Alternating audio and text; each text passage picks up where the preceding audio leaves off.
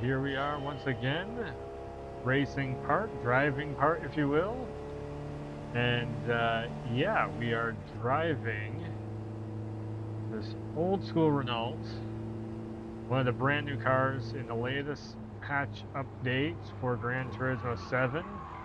It is a stock vehicle, so we are going to see just how much we can push this thing. Got some decent rear view mirrors in this, so we can see all the way around.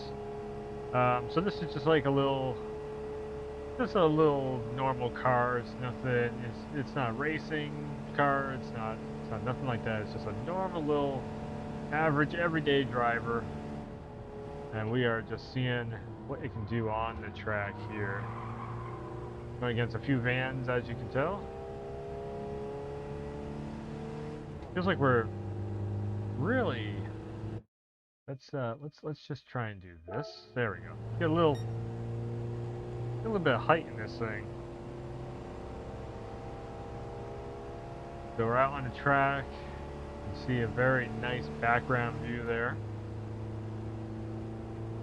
Got a nice little sunset going on. So this whole car is all kind of fabric. It's not leather seats or vinyl or anything like that. It's like very old-fashioned fabric seating. A pretty big sized steering wheel too for you being so, like, you know, it's a small car.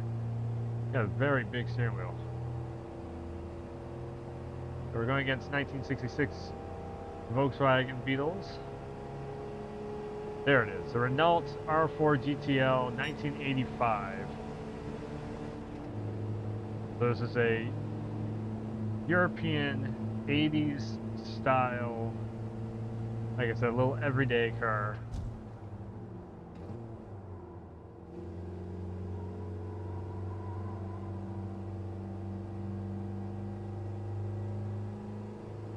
It is a little bit slow on the acceleration, I will give it that. There's a very cool castle off in the background there.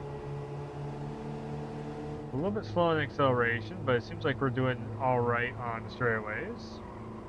Stock tires on this, and it's handling very well. As soon as I crank the wheel over, we're getting right around that corner, no problem at all. So because this is, you know, an 80s design, it's a very analog looking. It's just lights, and you know, you got the picture on there. One thing I'm definitely noticing, there's no radio in this. Kind of no glove compartment either, it looks like.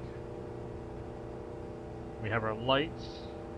Can't turn the lights on, but and then the shifter over here is actually kind of interesting too, because it's not coming out of the floor, it's actually coming out of the dashboard.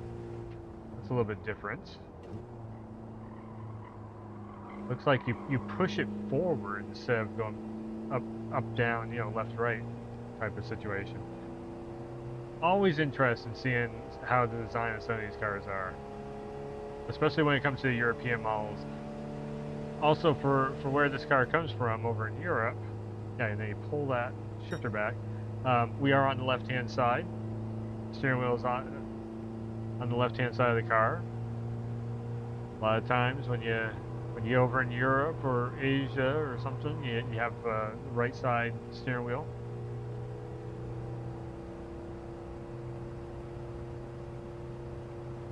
Very cool, 4-seater, as you've seen in the other part of the video. It's not bucket seats. You actually have 2 individual seats. Again, this is an 80s ride, so it's not like a 60s, like a 50s, 60s, you know, the bench seats or a bucket seat or something. So 2 laps, and it looks like this car actually for you know, what we're racing against is actually doing a very good job. Everyone's pretty far back there. This thing is cruising around. So this is part of the newest update. As I said, there was 3 new cars added just a few days ago. And yeah, this one is, it was actually in the used cars section, funny enough. So it's not a legendary car, it's not a, that's the reason why I'm saying that this is kind of like an everyday ride compared to some of the other cars that are in Gran Turismo 7. Um, wasn't part of Brand Central, it was part of the used rides, which was very interesting. That was the first time I've had to go into the used ride section to get a new car in the update. But you can see all the cars from the updates on this very channel. They'll all be there. Plus, also, there is a $1 million ride that I'm going to be doing a little bit of a showcase on.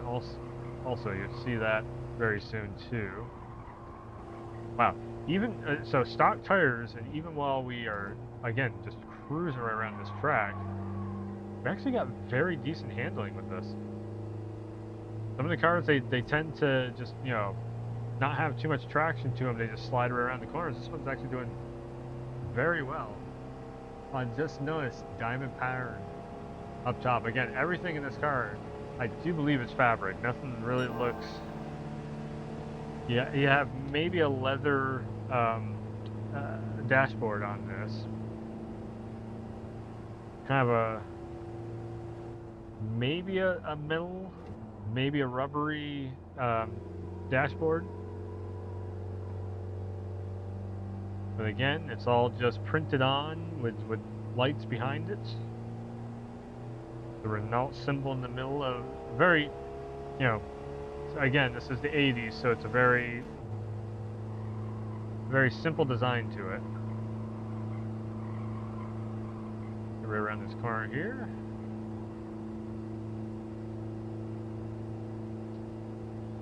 So one of the things I definitely, because this is a used car, I don't think the mileage meter actually works on Gran Turismo. I've not caught that it does actually work, but you can actually see that the mileage down there is showing that the car has some miles on it. It might update at the end of the race. Oh, it is working. Never mind. Okay, I've checked that before. I couldn't quite notice that it was working. I just put one more mile on this car. So a very cool little detail in Gran Turismo. Like that's one of the things with PlayStation Studios titles. Every time you look for the details on this, especially a simulator like Gran Turismo, it's just there and it works. But look at that, it actually is working. I've checked before for the mileage meter to be working. I've never seen it work before. Maybe it's just certain cars that it works in. Could be that. But yeah, as much of a cramped little car this is, it's got some get up and go. We're gonna get around this track. First place at 14. Very cool, very cool. Again, to laying on this, you can see the reflections coming off from the car. Gran Turismo. And plus also the VR effect, as you notice. I can look around. I'm inside this car right now. I can look around. It's so cool. So cool. Okay, so we are coming up to the end of the race. Renault, the 1980s, little new updates that they just threw into Gran Turismo 7. The fun car. Go and check it out in the used cars section, and yeah, we're gonna bring in that first place finish. So off to the replay.